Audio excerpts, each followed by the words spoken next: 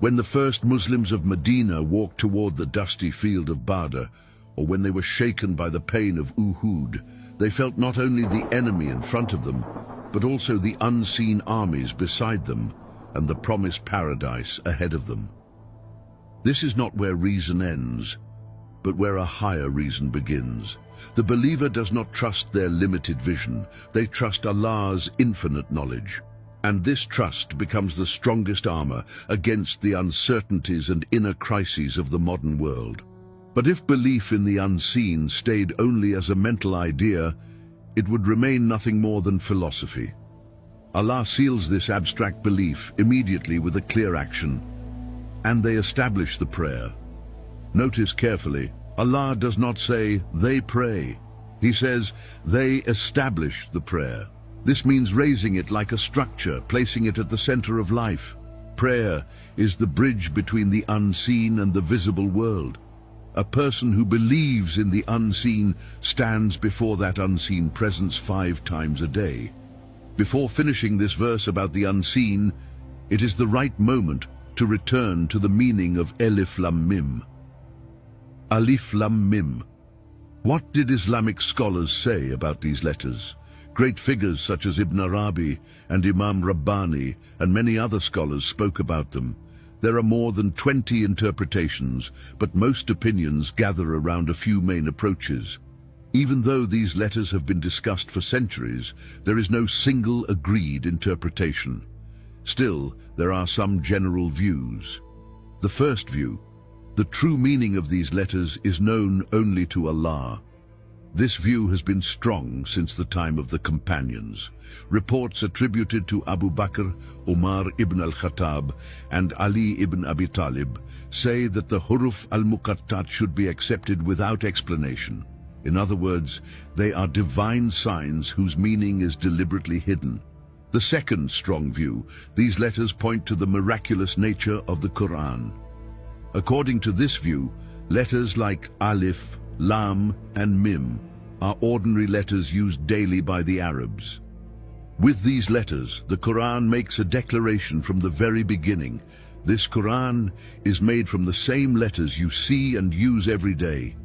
You know these letters. So if you are able, then produce a book like it, made from these same letters. This was a direct challenge, and it still stands. The third approach says that these letters carry symbolic or sign-based meanings.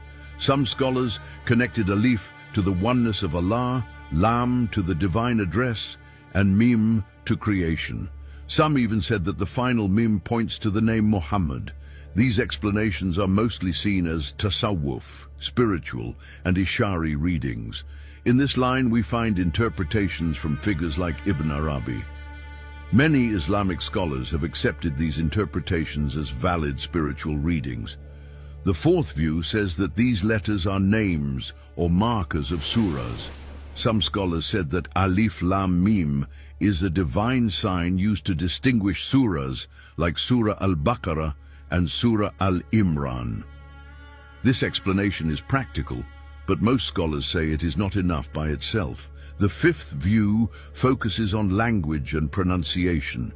Reading letters one by one is not normal speech. This alone shows that from the very first verse, the Quran is saying, "I am not an ordinary text." This aspect is studied from the angle of eloquence and rhetoric. Why exactly 14 letters? The huruf al-muqattat in the Quran are made up of 14 different letters in total. This number is not seen as random. Many classical scholars say this choice is deliberate. First, the language angle. The Arabic alphabet has 28 letters. The disconnected letters are exactly half of that. Many scholars say this points to balance and measure. The Quran is showing that even half of the alphabet is enough to produce a miracle. The message is clear: more is not needed. This point is strongly emphasized by Fakhr al-Din al-Razi. According to him, the Quran makes its challenge using a limited set of letters on purpose. This way, no one can say some letters were missing. Another striking explanation is this: these 14 letters cover most of the sound points in the Arabic language, sounds from the throat, the tongue, and the lips. In other words, almost all basic human sound sources are represented. This means the Quran uses all the possibilities of the human voice and still makes it impossible to produce anything like it. In the Tasawwuf tradition, this number is not taken as a fixed rule, but as a meaningful sign. For example, Ibn Arabi sees these letters as doors opening to different levels of existence. But he clearly says this is an Ishari reading. He does not say this is the only meaning, but rather this is one possible way to read it. Why do some surahs have these letters and others do not? This question has been asked many times. There is no single answer, but there are strong explanations. First, it is important to know this. Most surahs that begin with huruf al-muqattat also begin by speaking about faith, revelation, the book, the unseen, and the speech of Allah. In other words, these letters usually appear at the beginning of surahs where the question, "What is the Quran?" is central. For example, Surah Al-Bekara, Surah Al-Imran, Surah Yunus, Surah Hud, Surah Yasin.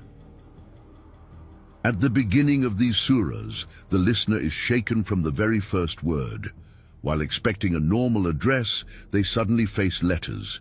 This creates a pause, a moment of tension, and gathers attention. Al-Zamakhshari says at this point, the huruf al-muqattat break the listener's habit. In this way, the Quran says from the very start, "Do not listen to me as if I am ordinary speech." So why are they not in every surah? Because the style of the Quran is not one single pattern. Some surahs begin with commands, some with oaths, some with stories. The huruf al-muqattat are one special doorway of this variety, but not every doorway belongs everywhere. Also, according to many scholars, the huruf al-muqattat are a test. If they appeared in every surah, this test would become ordinary. Their limited number and specific placement preserve their impact and mystery. So the general understanding is this: the huruf al-muqattat are used where they are needed for a special purpose. Where they do not appear, there is no lack. There is another wise beginning. An important point in Ibn Arabi's approach is this: he connects the letters themselves to the essence of existence, but he does not present this as a final or binding meaning. For example, he sees a leaf as a vertical line and says it can point to oneness. But he immediately gives a warning. He does not say, "This is the meaning of alif." He says, "A leaf can also be seen like this." This difference is very important. Ibn Arabi never uses the language of "this is it" when speaking about the huruf al-muqattat. He uses expressions like "it points to," "it opens," "it shows." In other words, he makes symbolic readings but does not claim an absolute interpretation. Ibn Arabi also believes that these letters belong to a level of understanding specific to the Prophet. In his words, the huruf al-muqattat are truths that were opened to the Prophet, but not commanded to be explained to the community. That is why they exist in the Quran, but their explanations are not given. This silence is not a weakness, it is a conscious silence.